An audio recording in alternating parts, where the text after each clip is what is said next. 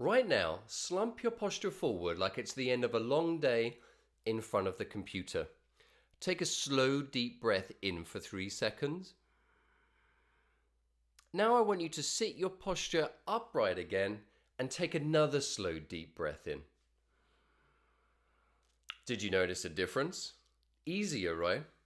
What do you think this inability to breathe and lack of oxygen is having on the health of your body, your brain, and your eyes?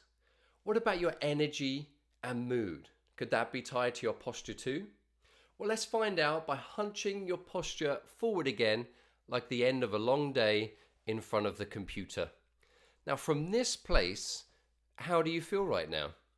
Are you feeling motivated and energized, or low mood and low energy? Sit back upright again, and how do you feel now? Better, right? Hi, I'm Will Fuller, your peak performance and holistic health coach, and thank you for joining me for this video, the top 5 posture hacks for sitting and meditation. Now, you're probably here because you sit for long hours and experiencing back, tension, or pain. You might even be experiencing neck and shoulder tension, headaches, or eye strain. And if that's you, you might also feel that all of this could be connected to your posture. If this is you, then by the end of this video, you're going to know the top 5 posture hacks for sitting and meditation, and that's going to assist you in reducing and avoiding pain and tension, keeping you on the path to consistent meditation while maintaining higher levels of energy and mood. If you haven't watched my guided meditations yet, I encourage you to check out the eye relaxation playlist on my YouTube channel, and I'm going to link to that at the end of this short video. So let's jump right in with posture hack number 1. So posture hack number 1 then is to maintain a neutral pelvis. Now I do appreciate that some schools will say that you need to have a slight anterior tilt in your pelvis. I don't disagree with that. But for me, I like these rules to be a little bit more black and white so you can remember them a little bit easier. So let's go from the fact that most people are hunching forward for most of the days like this. So the fact that we're going to recommend here a neutral pelvis is quite a big upgrade from the norm of society. So maintaining a neutral pelvis, that is just a concept to you, but let's try and do this in a practical term so it can fit you right now. So however you're sitting, and most of you, as soon as we talk about posture, we kind of sit upright anyway, but I'm going to show you what a neutral pelvis feels like and then give you some examples to make it more understandable for you. So I want you to put the palm of your left or right hand on your navel, and then you can put the back of your hand. If you don't have shoulder issues there and it's too painful, that's fine. You can just do one hand. But if it feels fine in the low back there, then you can place the back of your hand on the small of your back. There. So right here, you can kind of feel if you tilt too far back, you're putting more pressure into your low back there. And if you go too far forward, you can feel how you're tilting all the way forward here. So if you're ever unsure during the day, because it can be challenging, I'm used to working with this every day. However, for yourself, you might not even notice this. And if you've had low back tension or pain, then this for you, you might have avoided it for many years. Now, if you're experiencing any kind of pain here when you're doing this, then please go consult your doctor, physical therapist, and get some treatment there. But for the rest of us that this feels okay, this opportunity here, kind of rocking your pelvis forwards and backwards, is a way of you to gauge where is my pelvis right now. So posture hack number 2 then is shoulders down and back. Now, so many people wear their shoulders as earrings, or they're rolling their shoulder forwards as well. So all we need to do is just think about the opposite of that, which is shoulders down and back. And one simple way of doing that is to engage the lower trapezius. If you know what the trapezius looks like on the back, in between the shoulder blades, it's going up as a diamond into the shoulders and then up into the neck here. So we want to be thinking about using the lower trapezius. Now, one reason why that's such a good hack is because the upper trapezius, it's the same muscle, but the upper trapezius, when is engaged, and we're like this, right? Typing on the computer, we're stressed. Now, if you engage the lower trapezius, because the law of the antagonistic muscles there, it forces the upper trapezius to let go, as it engages the lower trapezius. Now, one mistake everybody makes when they do this, I'll probably do another video on all the mistakes that people do with their posture, is that they push their chest forward. Now, this is where you need to remember posture hack number 1, which is to maintain a neutral pelvis, because you can see here that I'm rolling my pelvis too far forward and I'm pushing my chest forward. Now, if I'm going to do this, it's probably only going to last for maybe 5-10 minutes until I'm going to feel some kind of pain and go back into my slump mode that so many people are familiar with. So you're not pushing your chest forward. The hack here to remember is shoulders down and back. All right, let's move on to posture hack number 3. So posture hack number 3 then is to balance your head on top of your spine. Balance your head on top of your spine. Now, what does that mean? Now, you're going to think about the spine as a pole going up. Now, obviously, the spine isn't straight. We've got this beautiful S curve so that it can sustain the weight of the body and gravity in the head in a harmonious way that we're doing so well of undoing in our de-evolutionary state.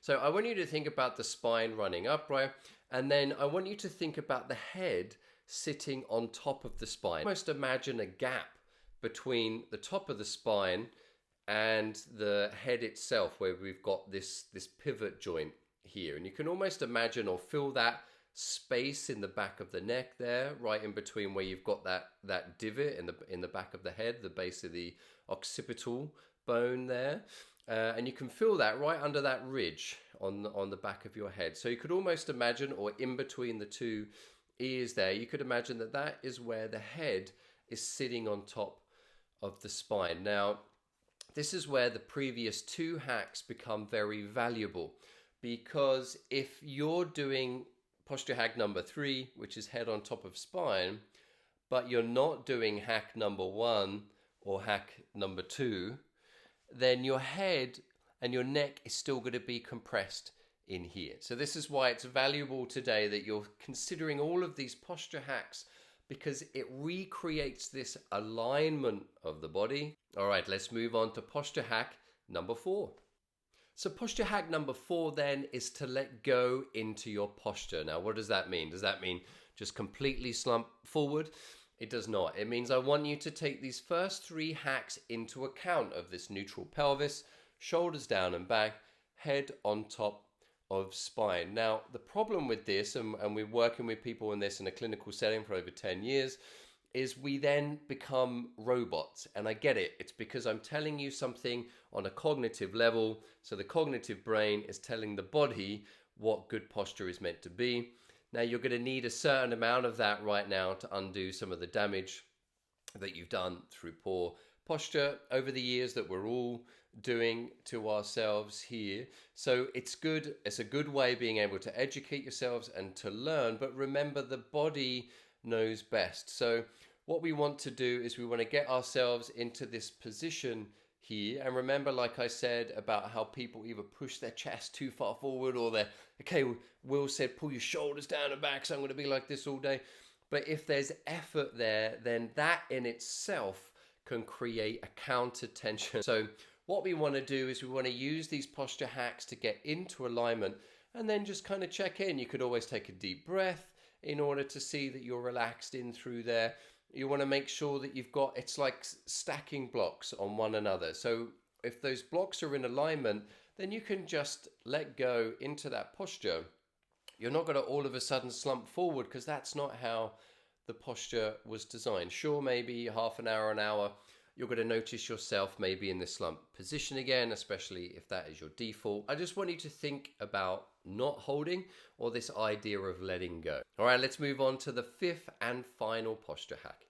So the 5th and final posture hack is to change your environment. Change your environment. We want to make sure that the environment is designed to suit your posture. Now, what do I mean by that? Well, hopefully if you're in a corporate setting, I know a lot of you might be working from home now, but to find more information on what that correct alignment should be like, and that's too much to go through in this video right now, but a nice and easy way to think about it is if your arms are at 90 degrees here, then if it's higher than that, then there's likely your shoulders are going to be raised up like this. And this is why when people say to me, oh, do I just need to get a standing desk now because I've got this back pain and I'm going to stand all day? The thing is you could still do this with a standing desk. You could still do this with the standing desk. So that's why it's really important that you get these posture hacks down first, and then you can take that to other environments. So we've got our arms at 90 degrees here, down by our sides. It's down by our side, so that means that we've got this correct positioning here. Now with our chairs, fascinating fact, especially in schools, chairs are designed to go backwards. I know you can't necessarily see that with this chair because it's black, not ideal. But if I go into this chair, notice if I try to sit in this chair, and I got this chair specifically to be able to show you how bad chairs are really designed. FYI, if you want to look up what do chair designers, what is their number one consideration, it is definitely not posture, it is aesthetics. I want you to check right now with your chair, how is it? Is your chair leaning backwards like this? In which case you need to be thinking about getting some support for your low back, buy a new chair altogether, a better posture chair. They're changing all the time, prices are changing all the time, availability, so you need to do your own research, and this is a global YouTube channel here, so it's going to be different wherever you are, but you don't need to have that information about the chair in order to figure out good posture. You just need to remember posture hack number one, which is that alignment, that neutral pelvis. So it doesn't matter where you sit, in your car or your office or in an aeroplane, now you know how to align the spine properly. So you want to make sure that your environment is suited in order to suit your posture to get best results possible. Was this helpful today? Please let me know your experience in the comment box below, and like and subscribe to get our weekly guided exercises and tips. If you want to learn more about eye exercises for a relaxed, clearer vision, you can download a free ebook, a modern day guide for improving eyesight at envisionselfhealing.com. And come join some like-minded people at our Clearer, Better Living Facebook group. If regular meditation or eye relaxation and reducing back pain sounds good to you, then the next video you're going to want to watch is the top 5 stretches to maintain better posture for sitting and meditation. I'm Will Fuller, your peak performance and holistic health coach, and I look forward to guiding you towards living a life of holistic health soon. Make it a great day.